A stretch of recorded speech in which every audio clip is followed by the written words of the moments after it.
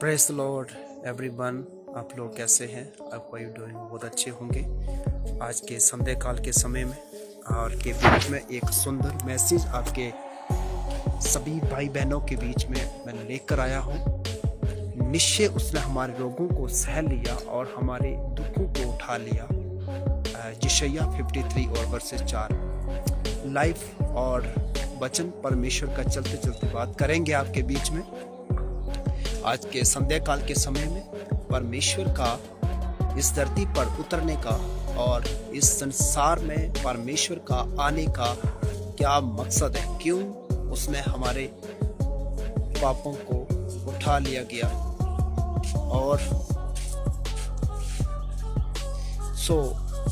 इसीलिए हमें निश्चय करना होता है कि क्यों परमेश्वर को इस जगह पर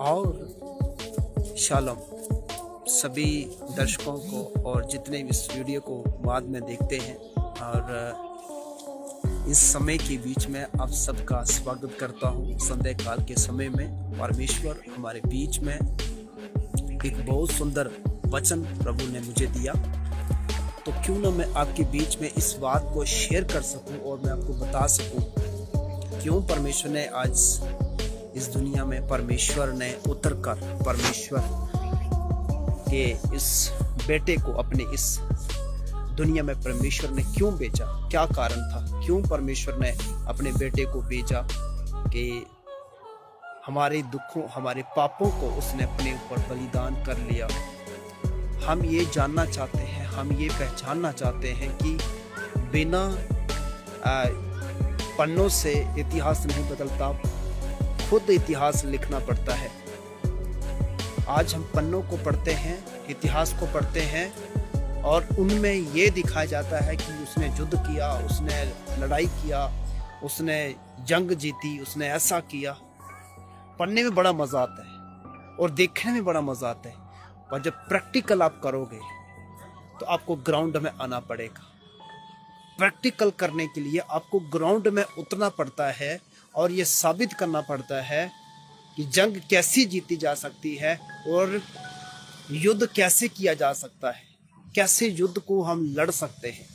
परमेश्वर ने इस संसार में आज से 2025 वर्ष पहले परमेश्वर ने इस धरती पर शैतान के साथ जंग किया, युद्ध किया, और आत्मिक युद्ध था, ना कि शारीरिक, ना कि तलवारों से, ना कि किसी ताकत से, बल्कि उसने वचन से युद्ध किया और शैतान का सिर कुचल दिया और शैतान को पराजित कर दिया। और उसके पास जो अधिकार था परमेश्वर ने उससे छीन लिया। हम देखते हैं मत्ती उसका 28 उसका 16, 17, 18 प्रभु यीशु मसीह का वचन कहता है, यीशु मसीह ने क्या कहा, मुझे स्वर्ग और पृथ्वी का सारा अधिकार दे दिया गया है।